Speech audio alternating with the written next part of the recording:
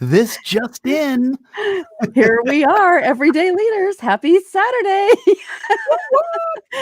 Hard to believe it's Saturday. We don't even know what day it is. I wake up and say, I don't know. Is it I think my calendar upstairs is still in March because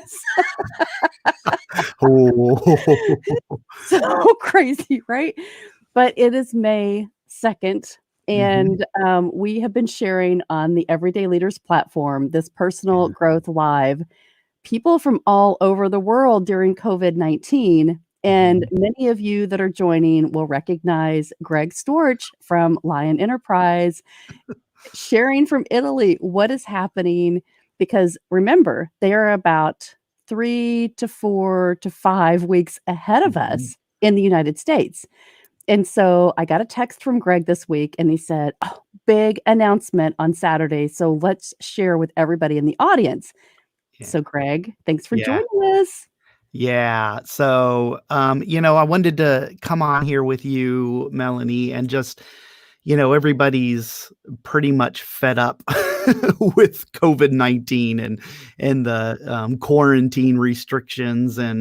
But, as Italy was one of the very first countries to, turn red, shut their borders down while their numbers were just going crazy. Now, people back in the States are probably like, your numbers are nothing like our numbers are right now. And of course, there's plenty of reasons for that, of course, right? I mean, there's a different size in our populations as well. But even if you extrapolated the numbers that you're seeing in Italy, the good news is that, here we are just entering May. So we've been dealing with this since probably the second week of February is when my area was really locked down. And so what's that? February, March, April, 2.5 months. So here we are. And this week we got the news that we're starting to lift restrictions for us. So what does that mean? It means that we are able to go outside unrestricted in the sense that I don't have this little 200-meter perimeter around my residence that I can run in. Now we can actually stay in our, our immediate areas, meaning the city of Vicenza, and we can run, we can bike, we can walk. So, which is big because we haven't been able really to do much of that, very restricted. Now, we're still keeping in place the gloves and the masks and the social distancing. That's all still in place. But just the fact to be able to go outside and, ride your bike and go for a long bike ride. Like, I have a lot of friends that are bikers here and they, would ride 50 miles on the weekend, and they haven't been able to do that for 2.5 months. So the sense of freedom returning is awesome. But the other cool thing is our numbers. So when this first started, the reports of the numbers, we were seeing things like a 30% increase in our numbers. They were high. They were, big numbers. Then, months later, it was like 18%, and it was still like, and even when those numbers were high, they kept tweaking the restrictions and making them tougher and tougher and tougher. This week, the increase was only 1% of new reported cases, which is tremendous. So with that, they have lifted the restrictions of, going outside. Next week, we're going to see restaurants and retail stores open. Restaurants are open for pickup now. So not just delivery, but pickup. You can't eat inside, but you can go pick up your food and then bring it home. Wow. And what was the most amazing for me was this week, gelato shops reopened their doors. So, Yay. again, same thing. You go in, you get your gelato, and you leave. So they're still keeping those things in place, but these are all tremendous pieces of progress that I know many people back in the States are looking forward to. Some areas are doing things a lot different. Some people are complying, some people are still free to roam about, so it may not mean anything to you. But the message is that it's only temporary. We can make it through anything. We're resilient, and it's just being patient and understanding and that kind of stuff. So, yeah, I wanted to share the good news with you. That is wonderful. I know for many places around the country, we're hearing that the restrictions are being lifted as of Monday. And Mhm, so some of the hair salons and barbershops and restaurants, like you said, they're starting to reopen at certain capacities. And mm, so in Indianapolis, anyway, our average rates had stayed down. But as soon as they started to talk about letting people go back out, our rates increased. mhm. And so that's the scary part is if we say we have these freedoms. And so, right, go back out, you're okay, just but not going out in the proper way. So not wearing a mask and not still protecting yourself against the things that you can't see. Yeah, yeah. I That's was, right, because yeah, what's gonna happen, "Oh, just let everybody go," and then if they yeah, measure, right, it's all about data, and yeah, so you guys will be able to help us understand even better because we're gonna start doing this just in chunks in the right. US, but Yeah. it's really exciting for you to give us these updates and say, "Here's," at 1%, that is tremendous because you have Those numbers are huge. paid the Yeah, price, right? And paid yeah. attention and stayed quarantined and done the right things. Yeah. Yeah. It's neat to see them roll this out slowly. So they're starting with the exercise in the restaurants. On the 18th of May will be the retail stores. They'll be able to open. But interestingly, the personal services like nail salons and hair salons are not on the agenda yet. Mhm. And it's really causing some consternation amongst the local Italians right now because many of them own small businesses like salons, and they're struggling. They're really struggling to reopen, and some of them have taken great lengths of, putting up plexiglass walls between their stations, and the government's still not allowing them to open. Wow. Those stores are struggling, but the retail shops are going to reopen mid-month, and then the next phase will be in June. June 1st will be another phase, and I think that's when salons will be allowed to open. So yet another month, but it's important that they roll this out slowly, right? Because if we get too crazy about it, just like you mentioned, I mean, we could relapse Mhm. and these numbers could all change and skyrocket. So you have to be very careful about how you approach returning back to um I don't gosh, I'm so afraid to even use the word normal. Getting back to life. How's that? Mhm. Well, getting back to life because you say we can do something, right? If you're challenged or you say I can do something for 2 months. If I know it's 2 months, it's that Correct. deadline that you look towards in a goal. Any of us really that have set goals in our life, Mhm. 21-day challenges, 3-day binge, right? Mhm. Anything if we're detoxifying our bodies for 3 weeks, we say, "I can do this." But I Yeah. think the challenge has been or I'll say, "And the challenge." My girls will say, Mhm. "Don't say but." We say, "And." For us, it's we don't know what that end looks like to say, how can we even start Yeah. experiencing things back Mhm. to subnormal or just differently, Yeah. right? Just Being yeah. being quarantined overnight is something that I think what created a lot of panic and a lot of fear. Mhm. And I've had a lot of educators that I've been talking to, from school systems. And for them, it's having to teach something that they weren't comfortable doing, which was virtual training Mhm. to parents that may have not been comfortable learning.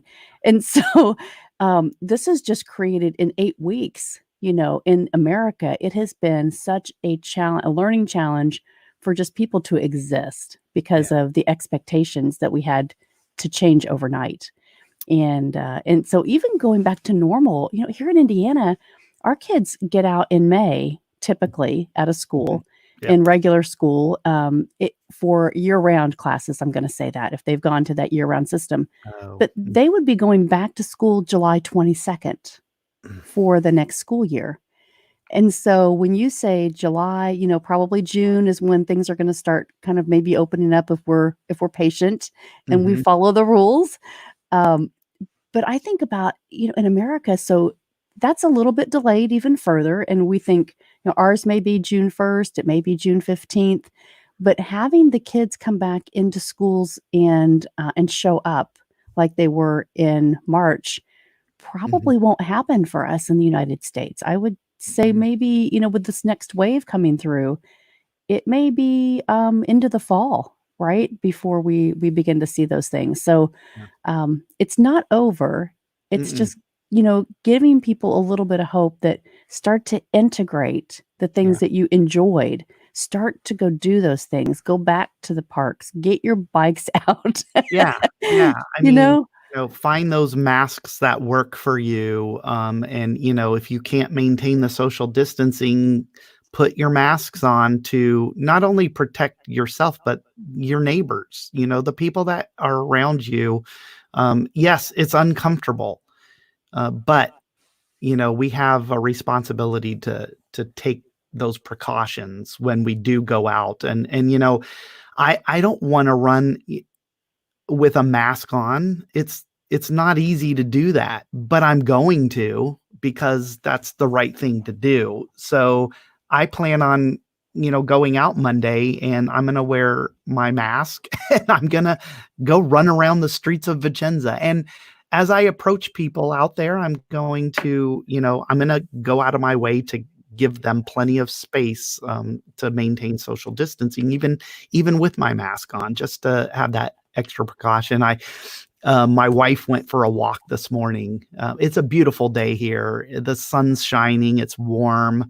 And there were a lot of people out. And it was kind of funny because she came back and she's like, "Oh my gosh, there's so many people out there." And I started quizzing her like I'm the compliance police. I'm like, "Were they wearing masks? Did they have gloves on? Were they keeping social distance?" Because, the Italians are very, very social people. I mean, their traditional greeting is a kiss on the cheeks. I mean, they get very close. They don't have a concept of personal space. Their personal space is your personal space. So, um, to see that and how they've had to adjust to social distancing has been interesting. But yeah, it was kind of funny. She came in. I'm like, "Were they doing this and this?" It's so funny, but they're doing really well, considering the circumstances.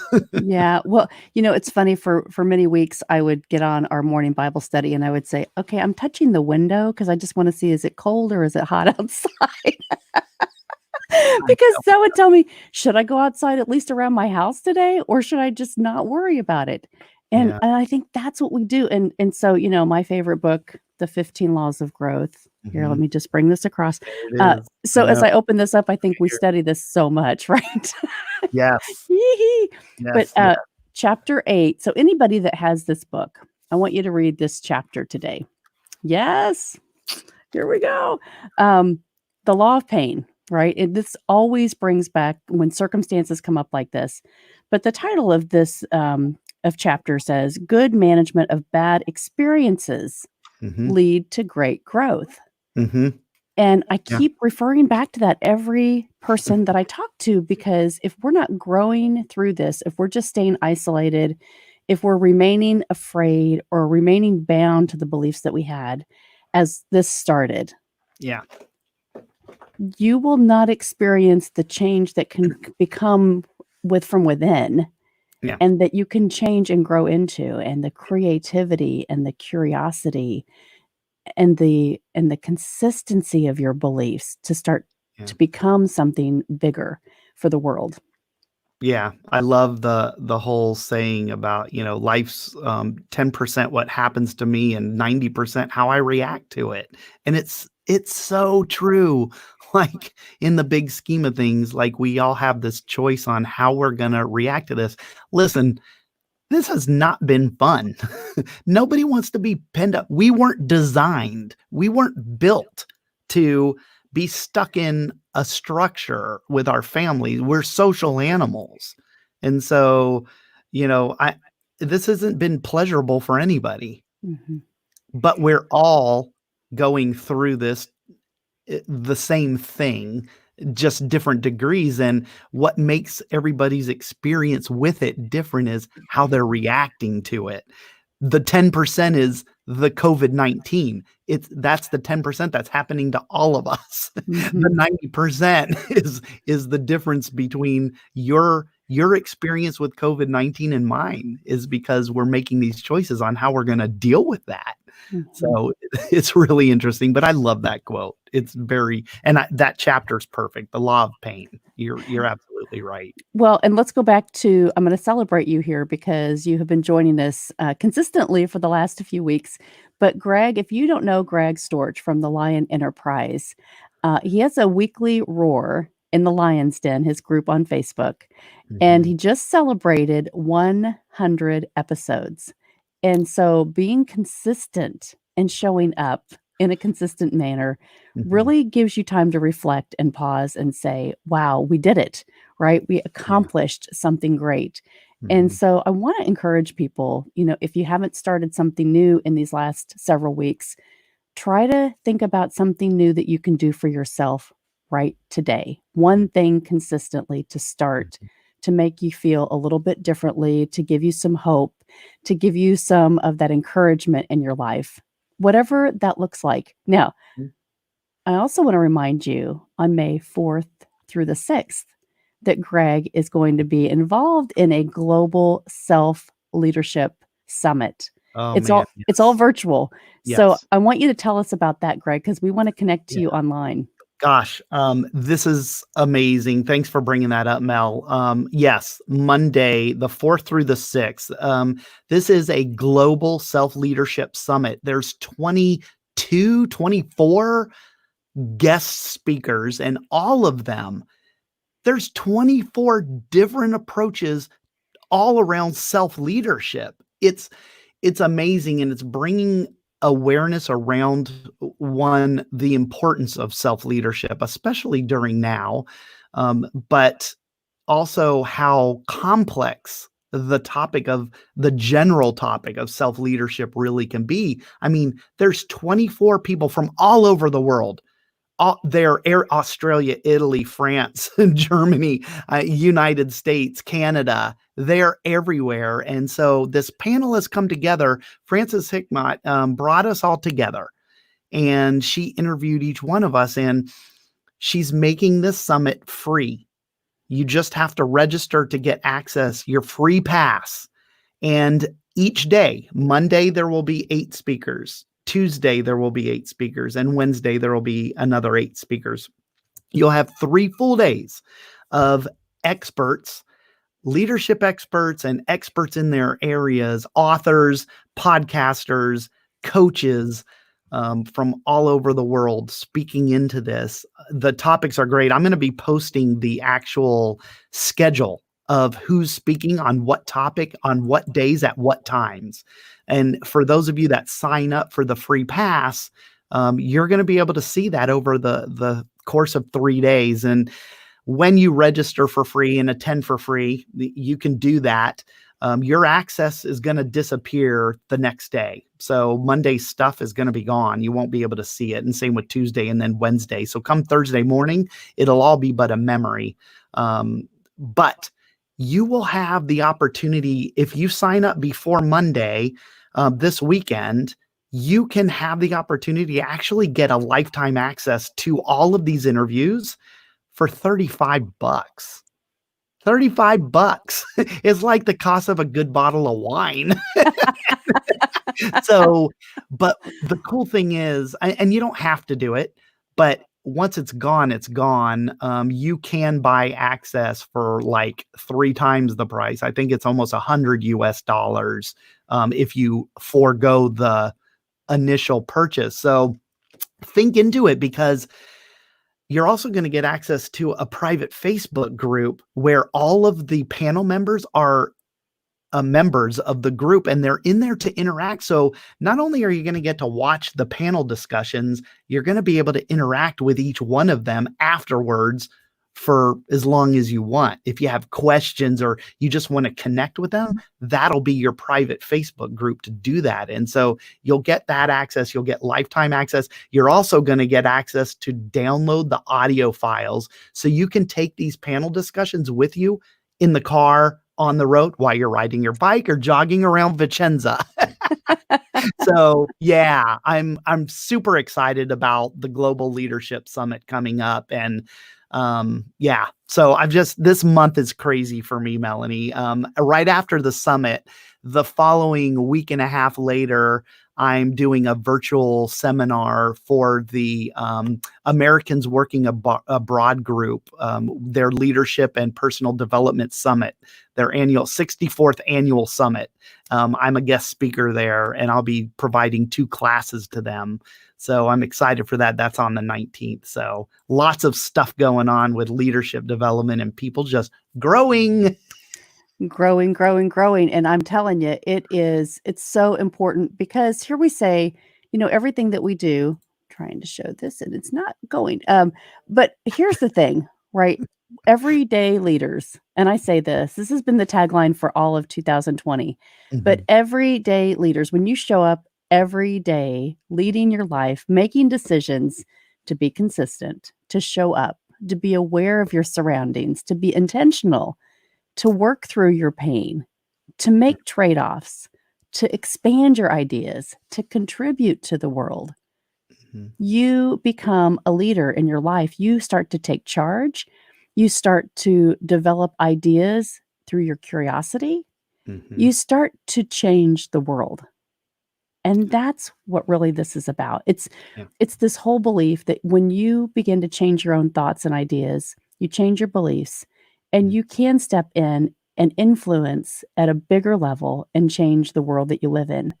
And that's what you are doing, Greg. And I celebrate you, because everything that you're about is being a leader in your life. Everything. And you inspire us, you influence us, you bring us into the things that you're doing, and you help us believe that, some people say you borrow a belief until you believe it yourself. Yeah. And I think that's what you create for many people is, I can do this. I can experience something at a higher level. And I'm just going to add this, because people that don't know your journey, you and Sam, your wife, she took a position with the USO in Italy, and you guys sold everything in the United States. Not on a whim. You planned it. You intended it. You saw it. You saw the vision. But you also said, we can do this. We can experience this. And so you did it. And I'm encouraging you to write a book about this. Yeah. Every time we talk, you bring this up. And because it's so important, because many people would say, I'm so afraid just to step out and do something different. And you've shown us by influence and by repetition and by, your example as a leader, that you say, I don't know what this is going to look like, but I know I can't be afraid. Yeah. Speaking about the borrowed belief, I feel like that's what I'm doing with you. I'm borrowing your belief in this book. Right. But what I'm finding is it is starting to become my belief that it's going to happen. I mean, I'm starting to talk about it. Like, I have plans to write this book. So be quiet, Eric G. Reed. So he's like, come see me. Exactly. I don't think there's it's got a lot to do around with getting around fear mentally. around the fear, because everything we want in life is just on the other side of fear. That's the whole thing that I've learned. And yes, it was scary. Yes, I had just started my own business. Yes, I had just gotten my first contract that I had to cut short, half, actually. It was a 1-year contract and I was only 6 months in.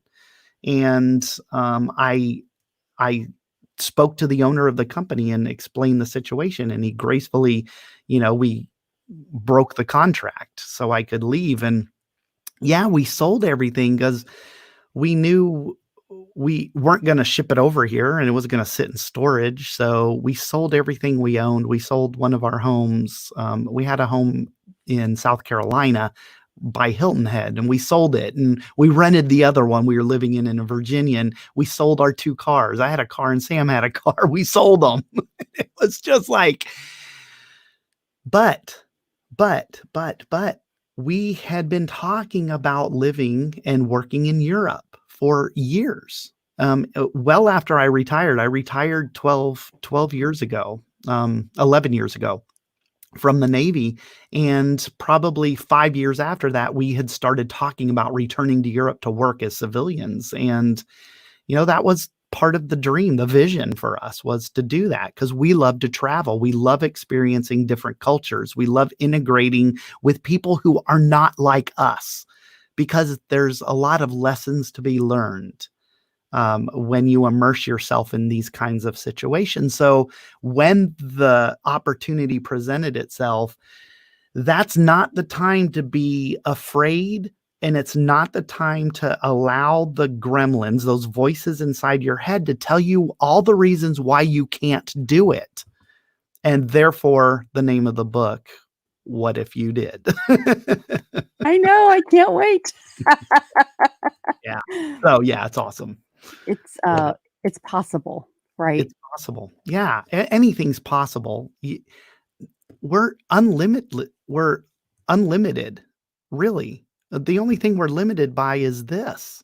Mhm. We literally can do whatever we want to do, and that's I mean, you had an interview with Frances Hickmott not too long ago, and I listened to it, and it was brilliant. And she mentioned my interview with her and how at a very young age, I was always asking the question of, this is great, but what else is available to me? And I learned that because I was not satisfied with some of the choices I made. So I would make a choice. I would find out that it wasn't great, or it wasn't where I needed to be. So I'd make another choice. But my question was always, what's next, or what's available to me? And that's how I continued to move up. And I was always chasing opportunity. Like I joined the Navy as an enlisted sailor. I was an E1, a seaman recruit, the lowest of the low. And I retired as an officer because, I just kept moving. I was like, what's next? I, promoted as an enlisted guy. And then I was like, how do I become an officer? And they told me. And so I did it. And so and what else should I be doing? Go get your degrees. I left the Navy with a bachelor's and a master's degree, all paid for by the Navy. So What these if I are did? examples. What if I Yeah, did? I'm telling you, so these are things that are happening. I was Sailor of the Year for the Bureau of Medicine and Surgery, all of Navy medicine worldwide. I was their Shore Sailor of the Year in 1996. And these are things that I took advantage of, and put myself in a position to take advantage of those opportunities. And they just all happened. So these are a few examples of what happens when you just, instead of saying, I could never, you say, what if I did? What if I did? I know, I know. I feel it, I see it, I understand it. It's so awesome to be on your journey because I have watched you change over the last few years, Oh, and all of these experiences. Like, I didn't know you when you were in the Navy, but I did know you as you were starting to say, "What if I did give up this contract? And what if I did join this group? And what if I did start something different? And yeah, when we move, what if I become a volunteer at the USO?" And you were yeah, celebrated as volunteer of the year for the yeah, USO. Like, Yeah. because you stepped into your belief and said, "I can do this. I'm going to try it. I'm going to be curious about how do I show up and be a leader." And Yeah. so those are the things that, you don't have grafted out. It's not, again, leadership is not linear, right? It's not linear. No. So flying by the seat of my pants. But if you relieve the structure, if you think you have to have structure about it, Diane, you I love Diane. sometimes you have to let it go. I know, I have a little joke with Diane Dick, so sorry about that. But it's funny because, you do have to have some structure around it in your thoughts, but you have to know that the journey is not linear. And you have to be willing to accept the things that are gonna influence you on the journey to Yeah. maybe pull your heartstrings and say, "Well, what if I did it this way? Or what if I experienced it in a different way?" And so I love to celebrate you, Greg, because you are just the epitome of an everyday leader, a person that is challenging yourself to just show up and experience life at the biggest capacity that your heart can take. You just Gosh, every thank day.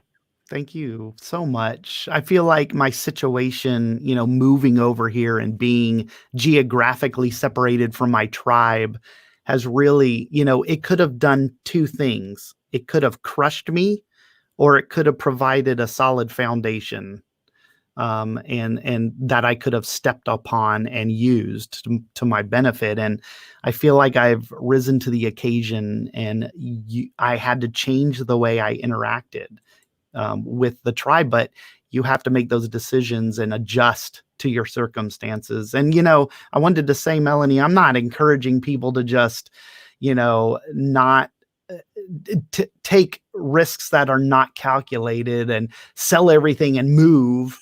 That's my journey, right? But what I'm saying is that I'm a perfect example of not living a life of fear and taking calculated risks, because you have to be a risk taker in life, a calculated risk taker. You have to know, and Diane can talk to us really about, right? She just did a great live on, calculating risk, Yep. and the payoffs and the probability of it happening and the payoff, and what could happen. So what I'm saying is, I just want to prompt people to think differently than they do, because it's very easy. I think our default wiring is, oh, I could never. How could you? I mean, I have people all the time send me messages saying, how did you do that? I want to talk to you about how you were able to do this at age 50.